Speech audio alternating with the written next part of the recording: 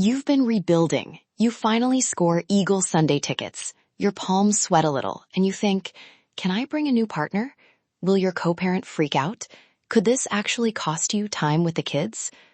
Those are the exact knots we untie today. Welcome to Danni's Den. Let's chat. Quick note before we dig in. This episode is general guidance, not specific legal advice.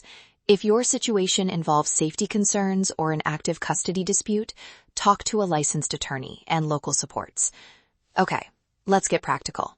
I'll be honest.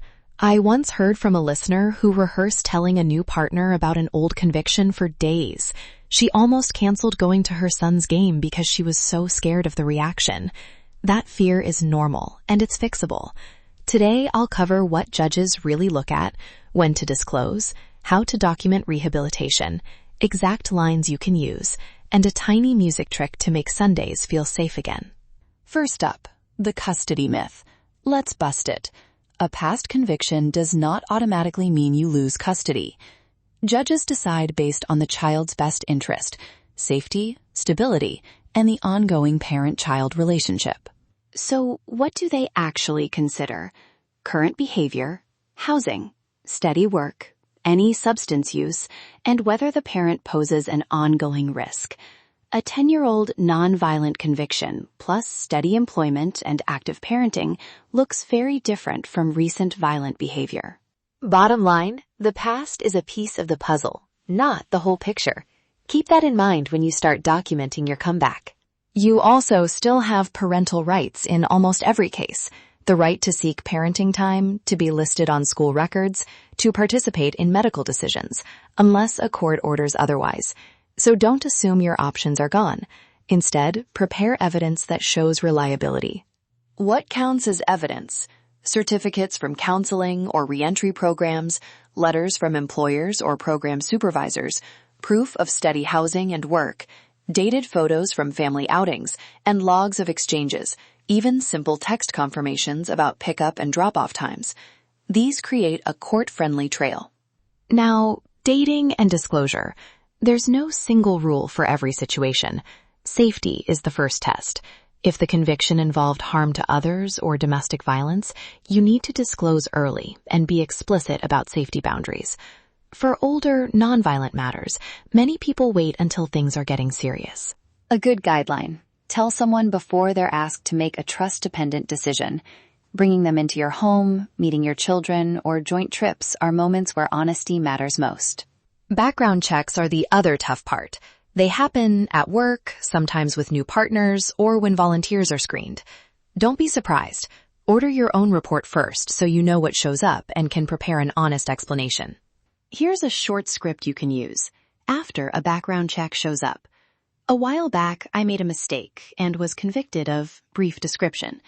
Since then, I completed program, I've been working at job, and my kids are my priority.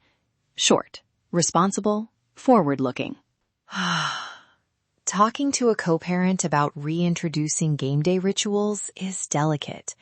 You don't want surprises for the kids, and you don't want friction. Start with predictability. I want our kids to have consistent, safe fun. For Eagle Sunday, I'll pick them up between 12:15 and 12:45. I'll text when I leave and when we return. Specifics lower worry. Add a backup. Name 2 emergency contacts, note any adult who will be present, and offer a plan if the kids need to come home early. Those simple details make exchanges predictable and harder to weaponize in a dispute. If you're documenting rehabilitation for court or mediation, volunteer logs, completion dates for classes, probation compliance records, and letters from counselors or employers carry weight. Bring them organized and dated. Facts matter, and they speak louder than feelings when judges are deciding parenting time. Okay, quick, practical scripts you can steal. For a new partner, I want to be honest. Some time ago, I was convicted of brief. I take responsibility, and here are the steps I've taken since. For a co-parent, I'd like Eagle Sunday to be stable for the kids.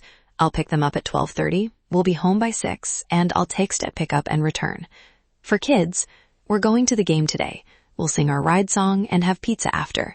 If you need a break, we'll come home. Keep language simple and predictable. Make a one-page checklist on your phone. Tickets and seat numbers, exchange time place, 2 emergency contacts, adult supervision notes, and a 1-line log for pickup and drop-off times. If anything is questioned later, that page gives you immediate facts. Rituals and music are tiny but powerful tools. Pick 3 songs that mean calm and together for your family. 1 for the ride there, 1 for halftime, 1 for the drive home. Add a quick team cheer you do before leaving the car. It cues safety and predictability for kids. And yes, you may still worry a co-parent will try to use your record. That's normal. That's also why documentation, consistent routines, and calm scripts matter. They turn emotional doubt into verifiable facts. Quick recap. 1. A conviction alone usually isn't dispositive in custody decisions. 2.